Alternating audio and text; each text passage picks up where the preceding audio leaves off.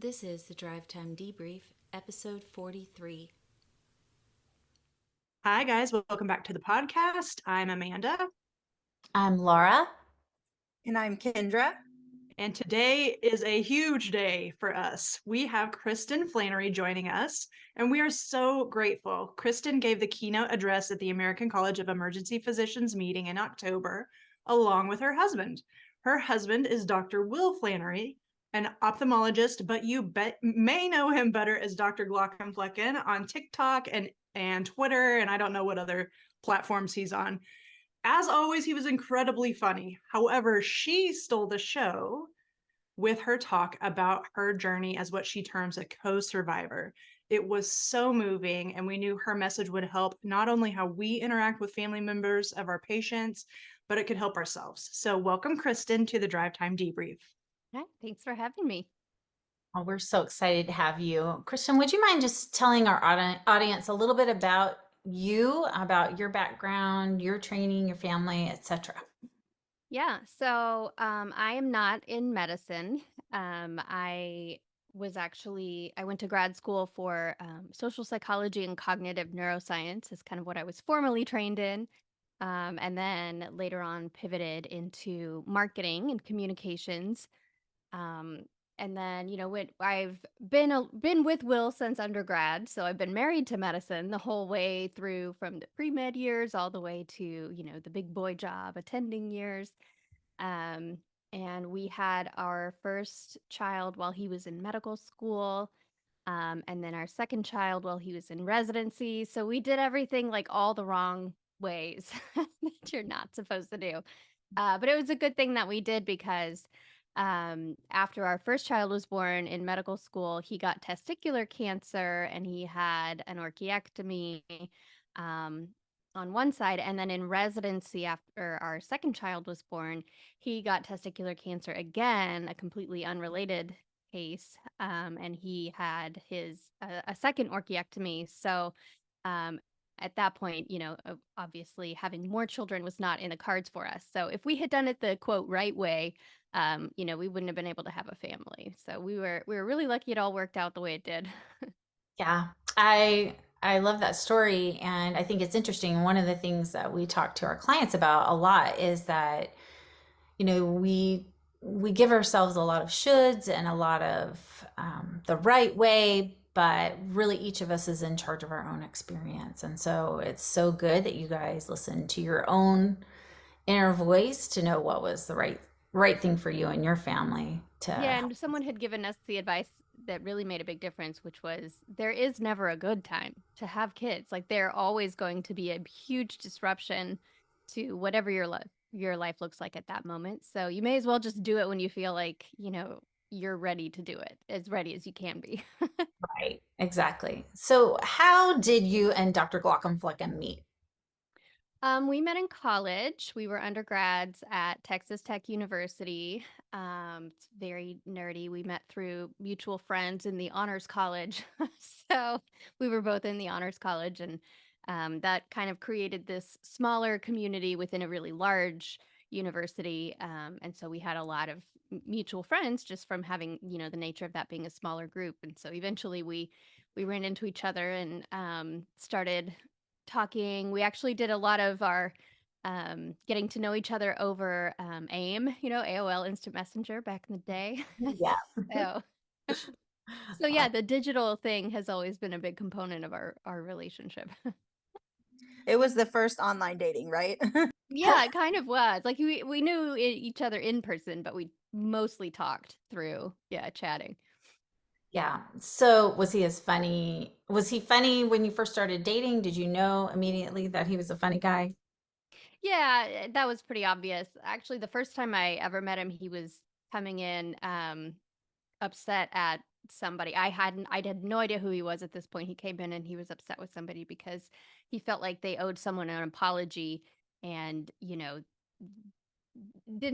hadn't given it satisfactory, to his standards. And so he came in and was demanding that this person apologize. And so that certainly made an impression of like, the kind of person that he was. But But yeah, then when I got to know him better, yeah, he was cracking jokes all the time. And I went to some of his stand-up comedy sets that he was doing at like open mic nights and things like that.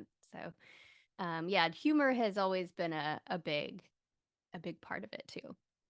Yeah. Speaking of, I saw on one of his platforms that you guys were in a little bit of a rough patch because you slept in your contacts. I did. I forgot. I am a creature of habit and I have routines.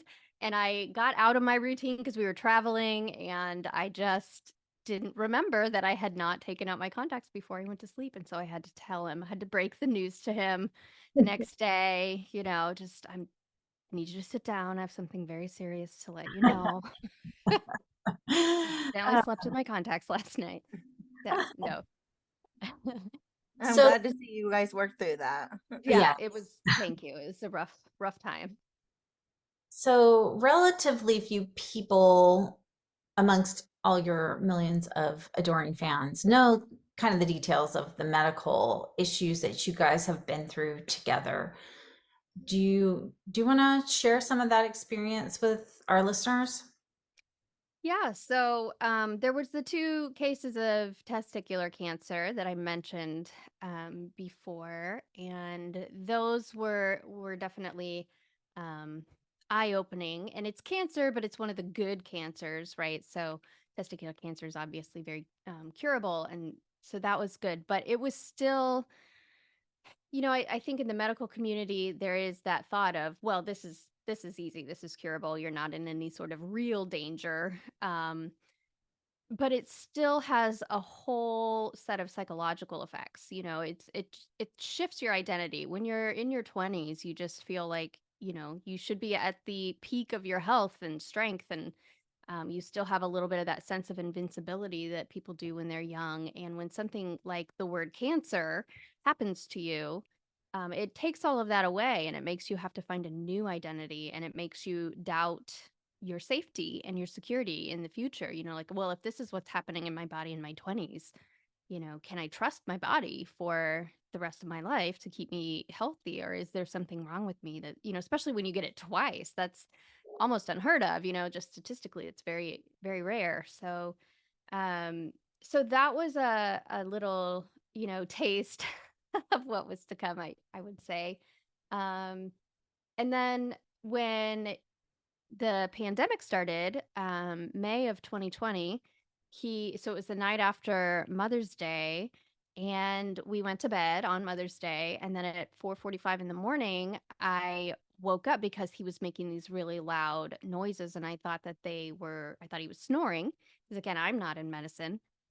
Um, and I was, groggy. I was coming out of a deep sleep all of a sudden. So I just kind of like pushed him over, like you do, to try to get someone to stop snoring. And he wasn't responding to that. And then I started kind of shaking him and he wasn't responding to that. And so then and I was shouting his name and nothing. And so then I got really concerned and I called 911. Um, and it turned out that, I learned later those noises were agonal respiration, which I had no idea what that was at the time. But the 911 operator is the one who recognized that he was having a cardiac arrest in his sleep. And so she guided me through doing CPR on him. And I did that. I couldn't move him. He was on the bed, so that wasn't ideal. But I had a cervical disc replacement just a couple of months before. And I have hypermobility, so I'm not very like stable on a good day.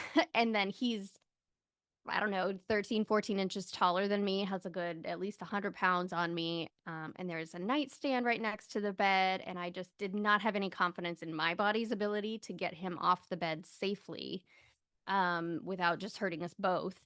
And so I just had to do it on the bed. And I did CPR for 10 minutes before paramedics arrived. And then they shocked him, I think, 5 times. Had to give him, I think, 3 rounds of epinephrine and some amiodarone. And they got his heartbeat back before before he left the house. And then they put him in an ambulance and rushed him off to the hospital.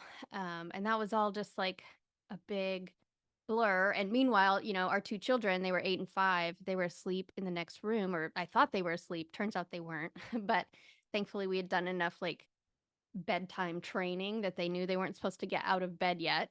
So they didn't, and I'm so thankful that they didn't, even though they were hearing all these weird noises.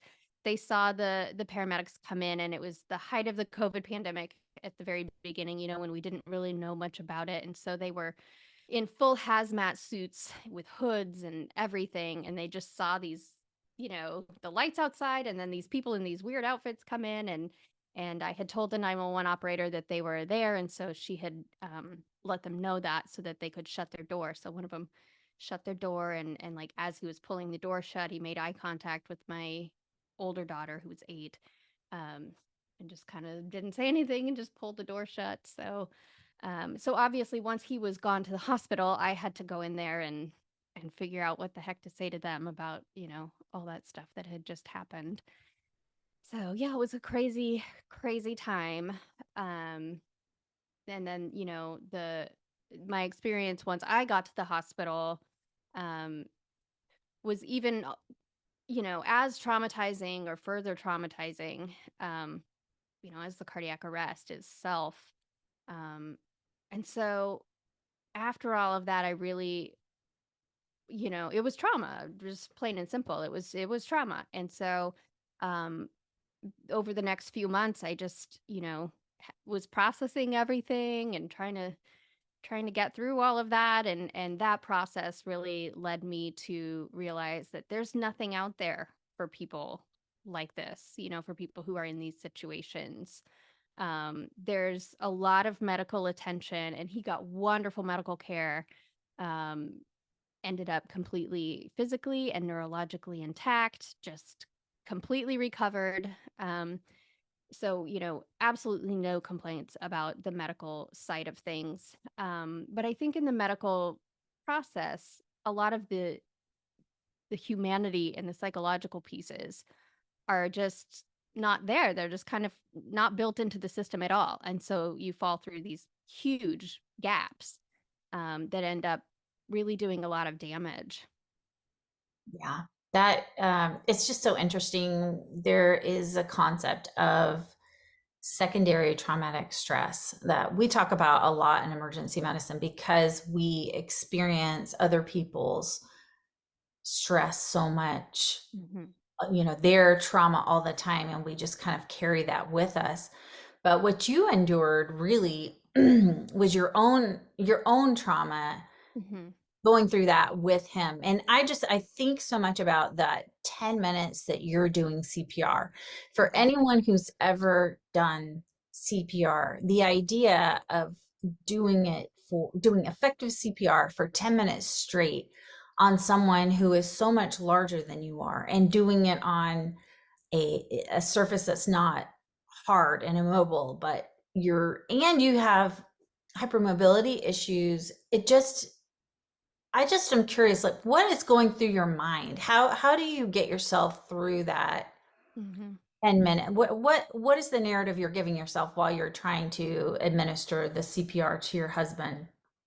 It was really an out of body experience. I kind of have a like a dual. There's the immediate, like, here's what I need to be doing right now, and I'm just kind of very calm, you know, thinking through. I don't know. Apparently, I'm good in an emergency. I don't do anything to be that way. It's just what happens. I just get very calm and start thinking through all the logistics and whatever. I was giving him the garage door code, and I was telling him which corner of the house we're in, and telling him the kids are there. All of that stuff. Just sort of the laundry list of things. I think a lot of moms can relate to that if you just switch into that mode of, okay, here's what needs to get done. Um, so there was that piece, and then there was another piece that was sort of the out of body, just sort of watching it, just incredulous, right? Like, just couldn't believe this was happening. He was 34. He was perfectly healthy when he went to bed.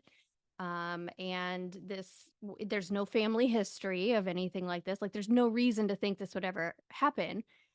And then, so I'm just trying to make sense of that, and then also thinking back to, it was like one of those, your life flashes before your eyes, but it was our life. So I was thinking back to, college, when we were dating, and then he went to med school, I went to grad school, and we worked really hard to find a spot where we could both go together, and all of that, and we had worked really hard through the medical school years and the residency years, and we had finally gotten to this place where all of that was about to pay off. I had started my professional career, he had started his.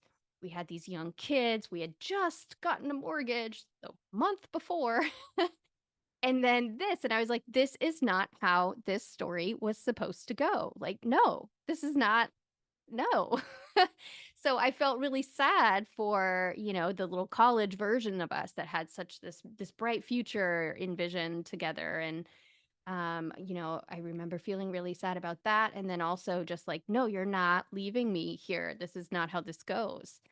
Um, so I was thinking of my kids. I think that mama bear instinct got activated. I was like, there's no way that, in a couple of hours, I'm going to go in that room and I'm going to tell them they don't have a dad anymore. That's just not an option. I mean, none of this is logical because there's only so much that I could do about it. But that's kind of what was going through my mind. And I think that plus the adrenaline and everything really fueled me to just give it everything I had. And the paramedics, we got to meet with them later, and they said when they came in, they saw me, like my feet were coming off the floor with the compression. Like I was just jumping on him, Whoa. trying to get, everything how it needed to be. So yeah, I don't know. It was just this very weird, it was only 10 minutes, but it felt like a lifetime, obviously. And it was this weird kind of time warp of like thinking back to our past together and everything we had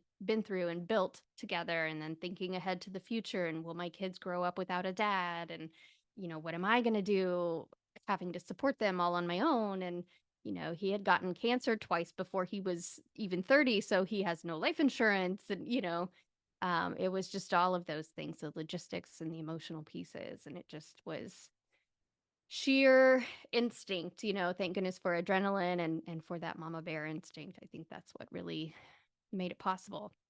So Wow. we got to hear the 911 call during your keynote speech, and it was just, I mean, you did such an amazing job. I mean, such an amazing job. And I don't know if we have the authority, but if we do have the authority, I would like to nominate you as honorary Bafford status, which is a flipping ER doc. I mean, because I mean, you saved a life. You saved a very important life to all of us. Like, I don't know, just thank you. Well, truly, I think she is Bafford, because what you're describing about going into this emergency mode, that is exactly what we do at work. So, yeah, maybe, yeah, that you were meant to do that. That's awesome. Thank you. Yeah, that's amazing. Although you probably never knew you were meant to do that, but Nope, that was never in the plan.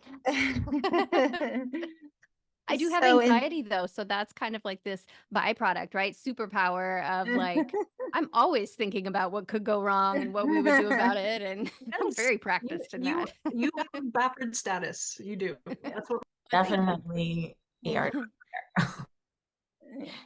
and mentioning that is interesting that you say, I have this side effect of anxiety. I always think about the worst case, but Mhm. in hearing that, it's interesting because in the article, you wrote an article, and we'll link to it in the show notes, but in it you state, I had just accomplished the hardest thing I ever had to do, but that record was about to be broken again. So tell us what happened next. Yeah, so that was in reference to having to go into my children's room after he was taken to the hospital, and just tell them something. And at that point, I had no idea if he was going to survive. I had no idea if he did survive, if he would still be, neurologically intact, if he would still be the person that we knew, and if he would remember us, if he would be able to function at all. I had no idea, zero information about any of that at this point. So I went in, and, the normal thing in the morning is to, give them a hug, say good morning, maybe help them get dressed, ask what they want for breakfast. And, um, so I was trying to kind of keep it as close to that as possible, just to help them feel a little safer, and that, the routine is still there, mom's still acting normal. But obviously I had to explain to them what all these people were doing here, and why they saw the flashing lights outside, and how come, where's daddy? How come he's not coming in? And so I had to tell them, and actually I should back up. There was a paramedic who was assigned to be kind of the liaison, between, they had taken him downstairs at this point to work on him on the hard floor. And he would go back and forth, this liaison, between helping the paramedics downstairs, and then when he had a minute, he would come up and update me about what was going on. And so at one point I was talking to him, and he asked me if I had any questions. And I remember, I mean, I was listening to these medical terms, ventricular fibrillation, cardiac arrest, all of this stuff. I didn't know. I at that point I still thought a cardiac arrest is a heart attack, and just all that same stuff. But none of that was what my questions were about. My only question that I had for him was, what do I tell my children? Because I thought, you have more experience in this than I do. I've never done this before. You go into people's homes all the time, and maybe you've come across something that, like, works. Like, how do you explain this to 8 and 5 years old? So he did his best to answer, and I used some of what he said, and it was just kind of, dad got sick, and he needed some special equipment to be able to help him that we don't have here, and they have that at the hospital. And so they took him to the hospital, and they're going to take good care of him there. And I'm going to go in a little bit and check on him and see if he, see how he's doing, and just trying to steer away from any indication. I'm sorry. Someone just rang the doorbell, so the dog went nuts. Let me let him out real quick. I'm so sorry.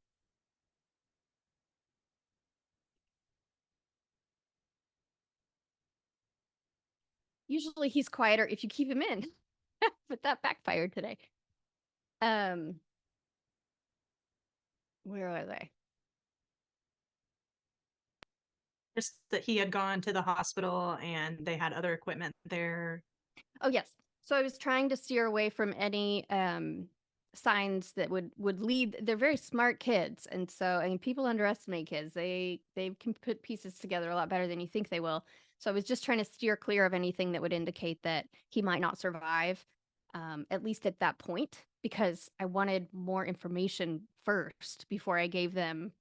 I didn't want to scare them. If he was going to survive, there was no need to make them go through that trauma of thinking that their dad might not survive. But obviously, if he wasn't going to survive, I would need to prepare them, as best I could to deal with that. And I just didn't have that information at that point. So I just tried to keep it really neutral. And then, yeah, over the course of the next few days, as we got more information, I would try to, give that out in small doses in age appropriate ways. But yeah, that was so tricky. And I made mistakes, and there's no like perfect way to do any of that where they're just not going to have any emotional effects from it. But yeah, did the best that I knew how to do in the moment. So. And I think the fact that you're a mom, just like you said, you alluded to your mama bear instincts. It's on one hand trying to protect them, but then on the other hand, trying to, form that sense of community and honesty and trust. Right. It's a tricky thing. So a ton Right. of grace there, a ton of grace. But so fast forward, and Will survives and makes it through. But in those days following, you describe something odd happened. What do you mean by that? Yeah. So when you're in crisis mode, at least when I am in crisis mode, I can't speak for everybody. It's what I described before, of just the laundry list of things that need to happen. And so that's where I had been mentally for, I think it was 3 days that he was in the hospital. Just going through all the things that had to be done. And then when that was over and he came home and he was okay, he had obviously some memory deficits at the beginning, but they assured us that that all seemed, given everything they knew about his test results and things, that those should go away and he should start getting his memory back. And um so once that was over, then I then it was like it hit me. And then my brain had to do the processing of what had just happened. That was when I could really sit and think. And um, and it's not really voluntary, right? It's just something that happens when you've been through trauma. So I, it was, it was strange for me because I lost words, kind of. I mean, I wasn't mute. I could respond to people. I could say things. But unless it was within the context of all those logistics and the day-to-day stuff, I just had the hardest time being able to make sense of what they were saying. I couldn't follow a conversation. I they would talk and I would look at them, but it's like a silent film or something, right? Like it just was not going in, and I couldn't really make anything go out either. Like I couldn't participate in a conversation. I had nothing to contribute, and it was just this kind of silence, right? And that's something that really interests me, and I want to look more into and kind of incorporate into my work moving forward, is just the neuroscience of trauma, and especially as it relates to language, because when you're going through those situations, your brain is allotting resources where they need to go, and language is not necessarily the most important thing. And I think there are some studies, and I need to look into this a lot more, but I think there's stuff showing that happens, right? That's common in trauma, and there's like neurological mechanisms underneath it. So that had never happened before. I had never been in a situation as traumatic as this before. And so I called that my quiet place, because it just was this silent, no words coming in or out, really hard to make sense of things. Um, and it was not until I found other people's words that had described something similar to what I had been through that I was able to come out of that. So that's why I think it's important enough to incorporate into my work moving forward, is that the words are what get you out of it. The words are what go away, and then the words are what get you out of it. So they're really important. And what I found was a guide, a lay responder guide written by a paramedic in Canada. His name is Paul Snobelin. He works in the region of Peel in Canada, and he put together this guide based on all of his experience talking to lay responders who had performed CPR, and the questions that they actually had in those moments. And it's a lot of just like, what did I just see? Like, why did they turn this color? Why did they make that noise? What, you know, just a lot of the very basic logistical questions that, to a physician, you guys all learned that a long time ago, and it just seems second nature now, but to a lay person is traumatic to see. So that helped. And then I also found a paper called The Forgotten Patient by Katie Dainty and Kirsty Haywood. And that really put a label on what it was I had experienced. It was confusing to me that I was having such a hard time with it. And it was hard to explain to other people because it hadn't happened in my body. It hadn't happened to me, but it did happen to me. It was just a different, I didn't have a cardiac arrest, but I had trauma from that cardiac arrest. And so she labeled it that way, as forgotten patients or co-survivors. That's where I got that term. And so that really helped to be able to have a label, because then you can explain it to other people and it's descriptive and it gives them an idea of what it's like, in a very, just one word does all of that. And then the last piece that came about 6 months after, I read Rana Addish's book, In Shock.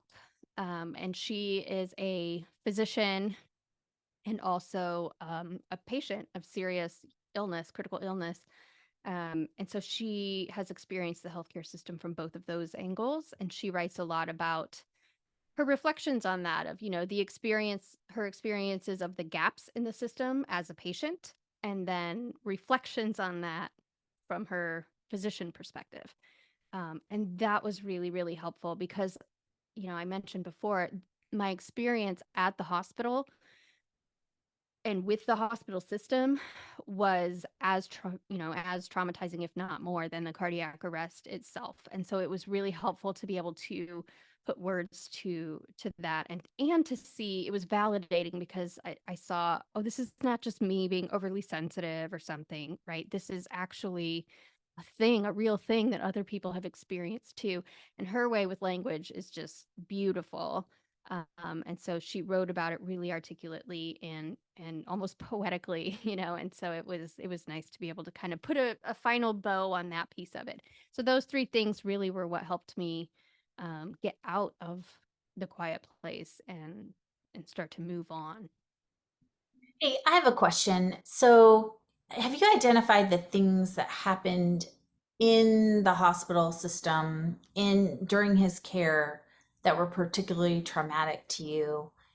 Mhm. And you, along with that, do you have any words of wisdom for those of us who are caring for these patients and their families to help prevent that kind of trauma? Yeah, the good news is it's easy because it's just little things that are currently just overlooked. There's no big overhaul, I don't think, that needs to happen. It's just people need to be aware. Um, so for example, I was let in, and I didn't know why I was let in because it was the beginning of COVID, but I just knew that the paramedics had given me a little card that was supposed to give me access, and they had told me, this nobody's allowed in, but this will let you get in. So it's like hand them my little golden ticket. Um, and even the people at the door didn't know why they were supposed to let me in. Um, and so I asked the receptionist, I mean, the things that I don't know why I was even asking about it, but I asked, why am I allowed in? Nobody's allowed in, and they don't seem to think I should come in. And she just said, I don't know. But then I saw a sign on the door that said, a list of criteria for who could come in. And the only one that fit in my case at all was end of life case. So that was the first time that I had, just it sort of just hits you in the face in a really blunt way, like, oh, I'm allowed in because they think he's going to die, is what I interpreted that to be. Um, so then she brought me in, handed me advance directive paperwork, and I was like, I think it's a little late for this. I don't know why I need this. Um, she escorted me back into this waiting area, and I'm hopeful that this was just because it was the COVID, like, very beginning, right? 3 months in, no one knew what to do. Protocols were all up in the air at this point. But she let me into this little waiting area, and it was in radiology. And whenever I speak about this to an audience of physicians, I always do a little pop quiz of why that's a problem.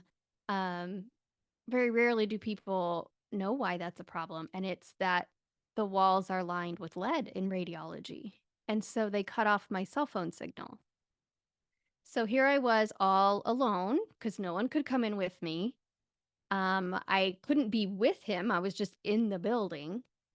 And they cut me off from my entire support network outside the building.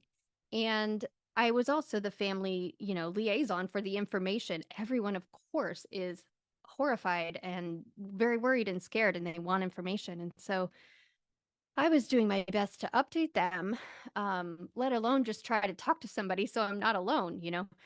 So I would leave the room that they put me in, where the doctors would come give me updates. I would walk down the hall just a little bit, and I could get in this spot down the hall where I could get a little bit of signal, but I could still see the door to that room, so I could tell if someone was coming in to give me an update. So I would use the phone, text or call or whatever I needed to do in that spot down the hall, and then I would walk back into the room and wait some more until I needed to use it again, and just kind of do that for a little while. And I don't know how long it was, but it wasn't that long, maybe an hour that I had been there. that the same receptionist came and told me that I had to leave the hospital because since I was going out into the hallway there, it was, quote, making people nervous because they didn't know if we had COVID. So, and I was masked, but we didn't know if masks were even effective at that point. So I can see that perspective, but I also think there are way better ways to handle that situation, from the very beginning through to the end there. Like, I don't think I needed to be asked to leave. Um, and then before that, one of those updates, the cardiologist came in. And again, I have zero complaints about any of the medical care he received. It was top notch. I'm very grateful to all of these people for the work they did on my husband. Um, and it's hard conversation to have. So I don't want to blame or shame anybody. Like, this is all just like, me talking to my kids. I'm not going to get it perfect. I understand, these are hard conversations to have with patients and families, and, it's not going to be perfect. But one of the things that he told me was that he would have liked it better if I had seen him collapse, because then we would have known how long he was down before CPR started. And that felt like blaming me somehow for not doing this correctly, you know. And I know that was not his intention, but that's kind of the point, is that your words have unintended effects sometimes, so you need to be very careful about your word choice. Um, and he also was giving me all the statistics of, only 1 in 10 out of hospital cardiac arrests survive, and just making it seem very bleak. And I think he was just trying to prepare me like I would have wanted to do for my children if I'd had the information that he knew in his brain. But the thing is, I felt like those were averages. Those were, statistics. They were not his individual case, because what I knew about his individual case is that I had done 10 minutes of CPR, and I knew that he, as soon as they got his heartbeat back and got him in the ambulance, he was unconscious, but he was still like tearing at the stuff that they, the tubes and things that they had on him. And even in the hospital, he continued to do that. Like, he was showing signs of life and signs of fighting. And he was young and healthy and, had all these things that were going for him that could have given me a little more hope and a more realistic expectation for his particular case, you know. And none of that was mentioned. And it seemed like, because that was the information he was giving me, maybe he was not aware of that. And so that made it feel like, well, we are fighting. I fought so hard and he's fighting so hard.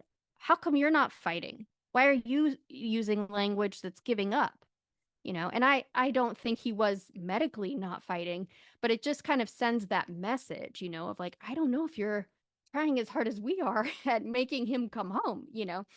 Um, so just little things like that. And then, once I got home, and over the next 3 days, I was waiting for updates. And of course, they're very busy and it's hard to get updates very often. And then when you do get the updates, you can hear in their voices that they're busy and they want to get to the next patient, and they're just trying to get off the phone with you. And they're using a lot of language that's foreign to you. And so you're having to ask them to, wait, can you say that again? Or can you spell that or whatever, so that you can go look it up later, so you don't have to bother them with more time on this phone call. And, just things like that really make you feel like you're just a cog in this huge system, and you're not the thing that's important, um so little micro messages like that just add up.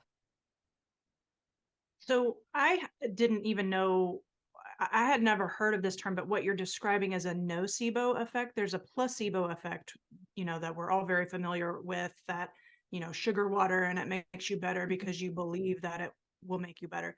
Nocebo is, and I know that I've done this and I hate it, but I learned about it several years ago. Nocebo effect is when we do that. We give you the grim statistics, Mm-hmm. and we were taught to be upfront and transparent in that way. Mm-hmm. But there's 1% that makes it. And why wouldn't it be your husband? So Mm-hmm. that is something that now I am aware of.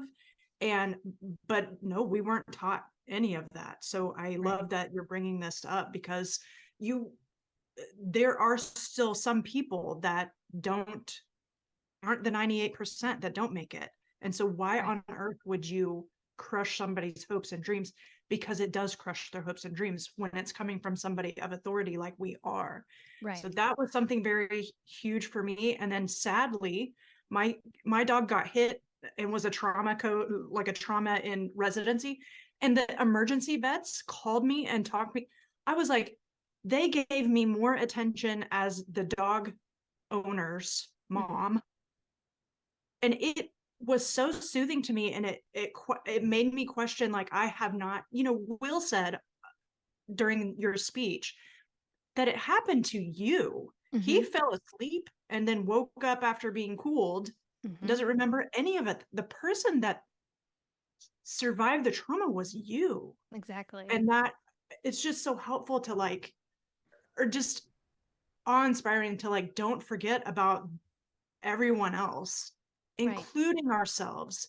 For the physicians, there's a parallel between the Right. co-survivor's quiet place that you're describing and the vicarious trauma that we experience many times. Mhm. And I used to come home and be like, well, I should be grateful that my kids are okay after, somebody's baby just died. Right. But what I didn't realize was that I'm also an innocent bystander involved in a crash. One of our clients she's an OB, and OB is very happy most of the time, but when it's sad, it's devastating. Right. And she said she was riding her bike one time and she felt like it was God that told her, like, because she was talking about, in her mind, she was trying to work it out, like, listen, nothing went wrong. It's like a very responsible semi truck driver that, like, hit an oil patch and, like, just took out a bus. Like, it's nobody's fault, but it happened. And the Yeah. voice said to her, you were also in the bus. And I was just like, oh Right. my God, that's exactly what it feels like. And we don't give ourselves credit. Um, we don't allow ourselves to grieve and be human and take care of ourselves too. Do you have any advice, not only for healthcare delivering, care to the co-survivors, but do you have any advice for us too? Yeah, it reminds me of um, when Will was in medical school. He's always, he has very high standards for himself, and he's a hard worker, and he's ambitious, and he's very hard on himself when he doesn't meet his own standards, and he's kind of got unrealistic. He feels like he hasn't met his own standards when really he's doing very well. So I've always had to be the one to say, look at all these, just to kind of bring him back to reality, right? So one of the things that I've always said to him since med school is, medical training can consume you, and this career can just consume you, and it makes you, there's such a strong identity that you're a physician, because you have to build up that really strong identity and the thick skin, and you kind of compartmentalize things in your mind in order to just get through your day. um, but I would remind him often that, don't forget that before you are a med student, a resident, a physician, a nurse, whatever it is, before you are that, you are a human. And this career puts expectations on you that are inhumane. They are inhuman, right? Like, they are not realistic for human beings. So just trying to give yourself that grace of, this is a perfectly normal human response that I'm having, and I'm not some kind of robot or some kind of god or some kind of, like, unaffected thing. I'm a person, and yes, this is going to affect me. And that's a good sign if it's affecting you, because it shows you're still in touch with your humanity. So whatever it means, for you as an individual to be able to keep in touch with your humanity and be able to function and do your job, I think, do that thing, be very aware and habitual about doing that thing, plugging into your humanity and processing those emotions that come with your job. If that's going for a jog, if that's being in therapy, which I'm a huge advocate for, because you're seeing trauma every day. Why wouldn't someone? I mean, there's nothing wrong with being in therapy. It's like taking your car to the mechanic, right? It's just keeping everything well oiled and functioning. And then especially if you're having something, like continued vicarious trauma, why wouldn't you try to be working that out? just because it's healthy for you. Doctors are some of the worst people at taking care of their own, mental and physical health, ironically. So that's another thing, is I always just had to make sure, that he's doing that. And I feel like I've kind of taken on that role now as sort of the internet's doctor's wife of like, don't forget to be, take your vitamins and go to that doctor's appointment and, make that appointment with the therapist, stuff like that. So whatever that is, for each individual person, of just making sure that you're not stuffing that in a box. Nothing good is going to come from stuffing your trauma in a box and not dealing with it. That seems like a good solution in the short term, but it's not in the long term. And it's actually better to just face it and know that you're stronger than you think you are and you can handle that. Mhm. What Yes, so you're talking to 3 burnout survivors. Like this is what we're preaching, because we did it the way that we thought we were supposed to, and Yeah, the it's way the not. system is, it's brutal and it's not sustainable. But everybody is so steeped in it because it's been that way for so many years that it's hard to get people on the inside to, to see it or to change it. But and we come from this model where doctors were deified, right? Like in the 50s and 60s, it was just whatever the doctor says, and Mhm. you don't question the doctor and all of that. Now we're starting to swing the other way. But in some ways, I think that's really good, because when doctors are deified, it strips away your own humanity as the doctor, right? By definition, if you're a god, you are not a human, and you are immune to human, shortcomings and emotions and all of these things. And that's just not true. It's just not accurate. Yeah, And if your patients are not seeing you as a human and you're not seeing you as a human, I don't see how that benefits anybody. it doesn't. It sets up this horrible perfectionist tendencies that are Right. very maladaptive for us. Yeah. And it leads to, So physician suicide problems and absolutely. burnout and really horrible, serious things. Absolutely. That's why we're here. Thank you for Yeah. joining us. So we are going to link to your article because it's beautifully written. It's just a beautiful article. And we'll also link to those resources that kind of helped you out of your quiet place too. Is there any other way that people can get in touch with you, or how do they learn more about you? Yeah, so the easiest way is probably find me on Twitter. I'm over there quite a bit, and you can just search Lady Glaucomflecken, or my handle is at L Glaucomflecken. Um, I know that's a super easy word to spell, so that should be no problem. If you just start typing like glaucoma, Lady Glaucoma, just think of it that way. It should kind of auto-populate for you.